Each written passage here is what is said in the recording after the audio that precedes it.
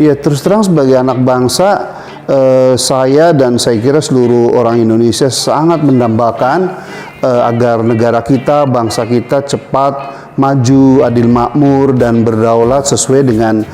cita-cita didirikannya negara NKRI ini oleh para founding father kita itu. Dan berbicara kemajuan, kemakmuran, kedaulatan itu kuncinya adalah di membangun ekonomi gitu ya. Membangun ekonomi, atau di dalam bahasa Profesor Michael Porter dari MIT itu, bahwa suatu bangsa ya di era yang sangat highly interconnected atau globalisasi hanya bisa dan maju makmur ya, hanya bisa maju makmur dan berdaulat kalau mampu memproduksi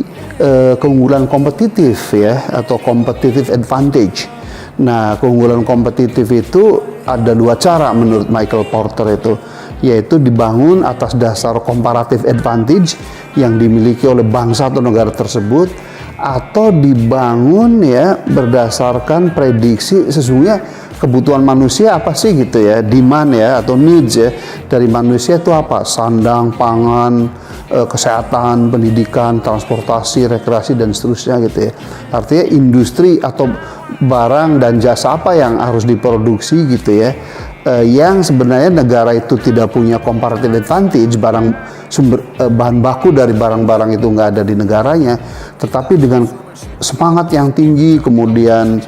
kemampuan teknologi pendidikan yang bagus, dia akan menghasilkan. Seperti contohnya Jepang kan dulu soal elektronik dan otomotif jauh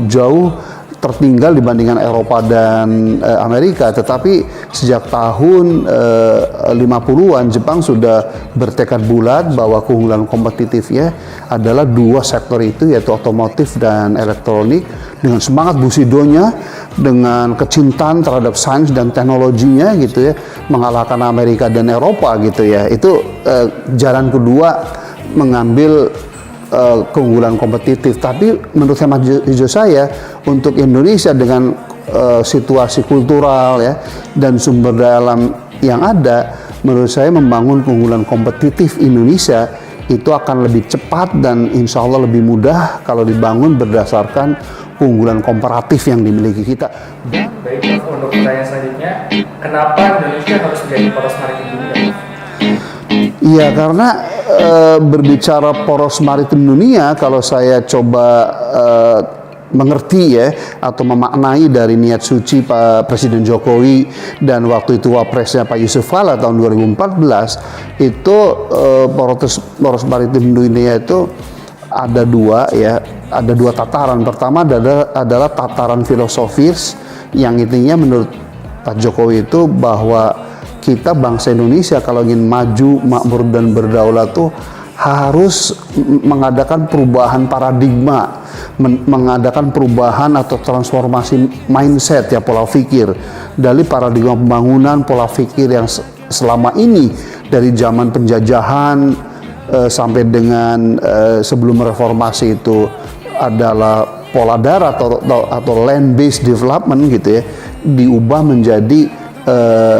marine based development gitu ya, dengan kata yang sederhana dari Pak Jokowi waktu itu, mari kita jangan memunggui laut lagi, selama ini kan memunggui laut itu pada tataran filosofis. Nah pada tataran praksis, menurut hemat saya terjemahkan dari pola pikir Pak Jokowi, yang dimaksud poros maritim dunia adalah bagaimana menjadikan Indonesia sebagai negara kuat, maju, adil makmur dan berdaulat dengan basis utama ekonomi kelautan atau ekonomi maritim dan hankam serta budaya maritim gitu ya. Jadi esensi dari poros maritim, namanya aja poros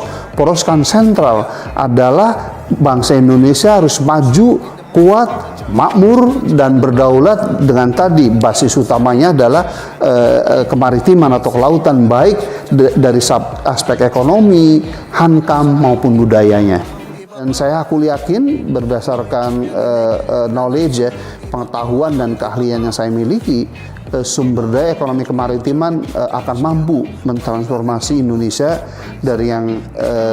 statusnya masih negara menengah akan menjadi negara maju berpendapatan tinggi ya, dengan teknologi yang mumpuni secara berkelanjutan.